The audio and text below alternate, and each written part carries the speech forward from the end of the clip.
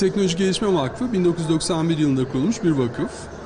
Amacımız teknoloji geliştirme ekosistemini güçlendirmek, özel sektörün Ar-Ge yetkinliğini artırmak için ekosistemimizi güçlendirmek. Bu etkinliğimizin amacı da yıl içinde yaptığımız çalışmaları paydaşlarımızla paylaşıp onların bizim çalışmalarımızla ilgili düşüncelerini, önerilerini, fikirlerini bir şekilde dinlemek, duymak. Buna göre de bir sonraki çalışma yılımızın planlarını ve hedeflerini oluşturmak. Biz Teknoloji Gelişme Vakfı olarak özellikle 40 yaş altında teknoloji geliştirme ekosistemimizin gelişmesi için çalışan araştırmacılarımızı, teknoloji profesyonellerimizi her yıl düzenlediğimiz TTGV ödülleriyle teşvik etmeye çalışıyoruz. Bu sene sanayide uygulanan tezler için ve aynı zamanda teknoloji yönetimi konusunda şirketlerin içerisinde faydalı faaliyetler yapan, yeni girişimler bulunan girişimci profesyonellerimizi ödüllendiriyoruz. Aslında bir davet usulüyle bize aday gösterilebiliyor bu arkadaşlarımız. Gelen arkadaşlarımızı da biz konunun uzmanı olduğunu düşündüğümüz bağımsız bir jüri tarafından önce mülakatlarla onları dinliyoruz, çalışmalarını kendi ağızlarından dinliyoruz, değerlendiriyoruz ve farklı şirketlerden özellikle bölgesel çeşitliliği de dikkate alarak yani Ankara, İstanbul, İzmir dışındaki adaylarımızı da bir şekilde kayırarak 3 adayımızı, ödül sahibimizi belirliyoruz. Aslında bizim amacımız Türkiye'de özel sektörün uluslararası rekabetçiliğini teknoloji gelişme faaliyetleriyle bir şekilde geliştirmek. Son dönemde aslında önümüzdeki döneme baktığımızda bu iklim konusunun Türkiye'deki özel sektörün uluslararası rekabetçiliği için önemli bir konu olacağını düşünüyoruz. Bu amaçla da hem konuya biraz daha dikkat çekmek, hem bu alandaki farklı uygulamaları bir şekilde desteklemek, teşvik etmek üzere iklim öncüsü adını verdiğimiz yeni bir program başlattık.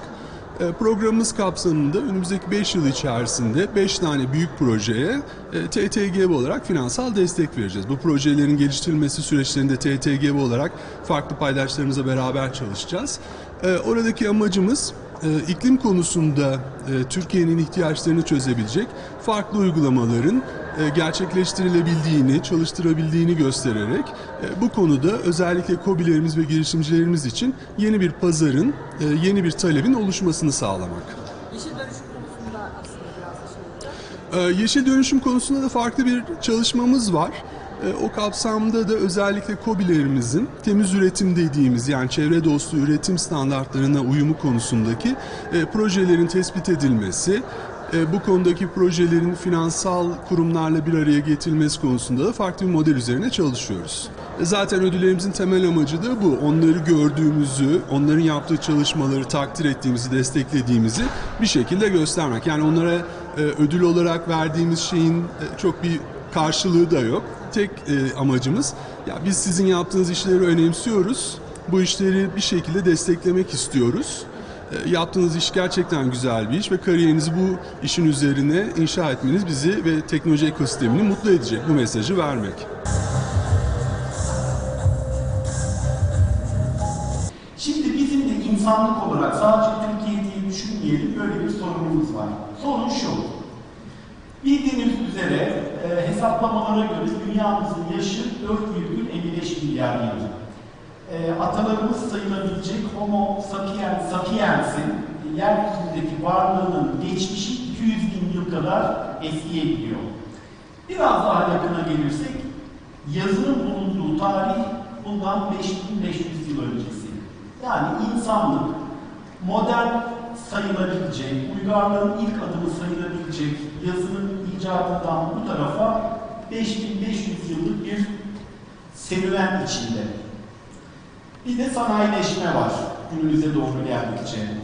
İki tane kaynakları bilirsiniz, birçoğunuz mühendislik ve fen mezunu olduğunuz için. Biri 1712'yi işaret eder. Thomas Newcomen'in meşhur biliyorsunuz mekanik işler için kullanılan buhar makinesi. Öbürü James Watt'ın 1765'te icat ettiği iki pistonlu buhar makinesi. Hangisini esas alırsanız alın fark etmez. Sanayileşme dediğimiz süreç kabaca 250-300 yıllık bir dönemi kapsıyor.